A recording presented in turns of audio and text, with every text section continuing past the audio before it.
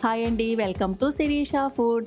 ఈరోజు మన వీడియోలో నాన్ వెజ్ కూరల్ని మించిన రుచితో ఎన్నో పోషక విలువలు కలిగిన సీజనల్ వెజిటేబుల్ అయిన ఆకాకరకాయలతో మసాలా కూరను ఎలా చేయాలో చూపిస్తున్నాను. ఈ ఆకాకరకాయలు కేవలం ఆషాఢ మాసం, శ్రావణ మాసంలో మాత్రమే దొరుకుతాయి. వీటిని ఆకాకరకాయ, బోడకాకర, అడవి కాకర అని ఒక్కో ప్రాంతాన్ని బట్టి ఒక్కో పేరుతో పిలుస్తారు. పేరుకే కాకర కానీ ఇవి చేదుగా ఉండవు. ఆకాకరకాయలతో చాలా రకాల వంటకాలు చేస్తారు. అవన్నీ కూడా చాలా రుచిగా ఉంటాయి. ఇంక లేట్ చేయకుండా ఇప్పుడు మనం ఆకాకరకాయలతో మసాలా కర్రీని ఎలా చేయాలో చూసేద్దాం. ఆకాకరకాయ కూర చేయడానికి ముందుగా నేను ఇక్కడ 1/2 కిలో ఆకాకరకాయలను శుభ్రంగా కడిగి తీసుకున్నాను. ఇప్పుడు వీటిని చూడండి, ఇలా పొడవుగా ముక్కలుగా కట్ చేసుకుని తీసుకోవాలి.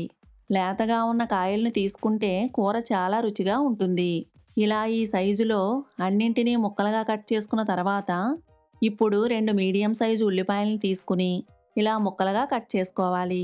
అలాగే చిన్న సైజు అయితే 2 టమాటాలను, అదే పెద్ద సైజు అయితే 1 టమాటాను తీసుకుని వీటిని కూడా ఇలా ముక్కలుగా కట్ చేసుకున్న తర్వాత ఇప్పుడు ఒక మిక్సీ జార్ తీసుకుని ఇందులోకి కట్ చేసుకున్న ఉల్లిపాయ ముక్కలు, టమాటా ముక్కలు వేసుకోవాలి. 2 టీ స్పూన్ల పచ్చి కొబ్బరి తురుమును కూడా వేస్తున్నాను. పచ్చి కొబ్బరి ప్లేస్లో ఎండు కొబ్బరినైనా వేసుకోవచ్చు. మసాలాల కోసం 6 లవంగాల్ని, చిన్న దాల్చిన చెక్క, 1 యాలక్కాయ, 1/2 టీ స్పూన్ సోంపు తీసుకుని వీటిని ఇలా కాస్త దంచుకుని మిక్సీ గిన్నెలోకి యాడ్ చేసుకోవాలి. వీటన్నింటినీ మెత్తని పేస్ట్లా కాకుండా చూడండి ఇలా కోర్స్గా గ్రైండ్ చేసుకుని పెట్టుకోవాలి. ఇప్పుడు స్టవ్ ఆన్ చేసి ప్యాన్ పెట్టుకుని 2 టీ స్పూన్ల ఆయిల్ని వేసుకోవాలి. ఇందులోకి ముందుగా కట్ చేసుకున్న ఆకాకరకాయ ముక్కల్ని వేసుకుందాం. ఒకసారి ముక్కల్ని బాగా కలుపుకుని మూత పెట్టి మంటను లో ఫ్లేమ్లో ఉంచి ముక్కల్ని మగ్గనివ్వాలి.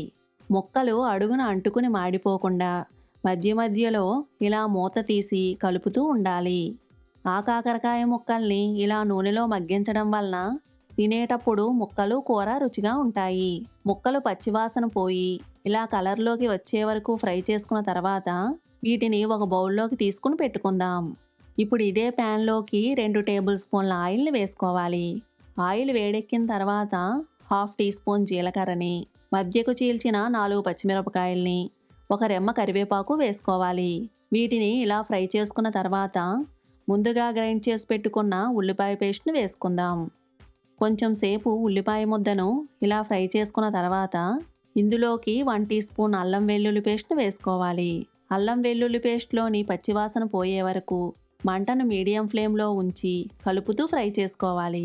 ఉల్లిపాయ టమాటా పేస్ట్ బాగా ఫ్రై అయ్యి నూనె ఇలా పైకి తేలుతున్నప్పుడు ఇందులోకి 1/2 టీ స్పూన్ పసుపుని, 1 టీ స్పూన్ కారాన్ని, రుచికి సరిపడా ఉప్పుని, అలాగే 1 టీ స్పూన్ ధనియాల పొడిని, 1/2 టీ స్పూన్ వేయించిన జీలకర్ర పొడిని వేసుకోవాలి. ఒకసారి అన్నింటినీ ఇలా బాగా కలుపుకున్న తర్వాత ఇందులోకి మనం ముందుగా వేయించుకుని పెట్టుకున్న ఆకాకరకాయ ముక్కల్ని వేసి బాగా కలుపుకుని ఒకసారి మూత పెట్టుకోవాలి. ఇలా చేయడం వలన ముక్కలకి మసాలాలు బాగా పడతాయి. ఇప్పుడు మూత తీసి ముక్కలు ఉడకడానికి సరిపడా వాటర్ని పోసుకోవాలి. ముక్కల్ని మనం నూనెలో మగ్గించాం కనుక ఉడకడానికి కొంచెం వాటర్ పోసుకుంటే సరిపోతుంది. ఒకసారి బాగా కలిపి మూత పెట్టి మంటను లో ఫ్లేమ్లో ఉంచి 4-5 నిమిషాలు ఉడికించుకోవాలి. 5 నిమిషాల తర్వాత ఇలా నూనె పైకి తేలుతున్నప్పుడు ముక్క ఉడికింది లేనిది ఓసారి చెక్ చేసుకుందాం. చూడండి, ముక్కని ఇలా గరిడితో నొక్కి చూస్తే ఉడికింది లేనిది తెలిసిపోతుంది. ముక్క బాగా ఉడికింది. అలాగే గ్రేవీ కన్సిస్టెన్సీ ఇలా ఉంటే అన్నంలో కలుపుకోవడానికైనా చపాతీల్లోకైనా తినేటప్పుడు బాగుంటుంది. ఇప్పుడు లాస్ట్లో కొద్దిగా కొత్తిమీర వేసుకుంటే ఆకాకరకాయ మసాలా కూర రెడీ అయినట్లే. ఈ సీజన్లో ఎక్కువగా దొరికే ఆకాకరకాయలతో ఈ కూరని ఇలా మీరు కూడా తప్పకుండా ట్రై చేయండి. ఈ రెసిపీ కనుక నచ్చినట్లయితే లైక్ చేసి కామెంట్ చేయండి.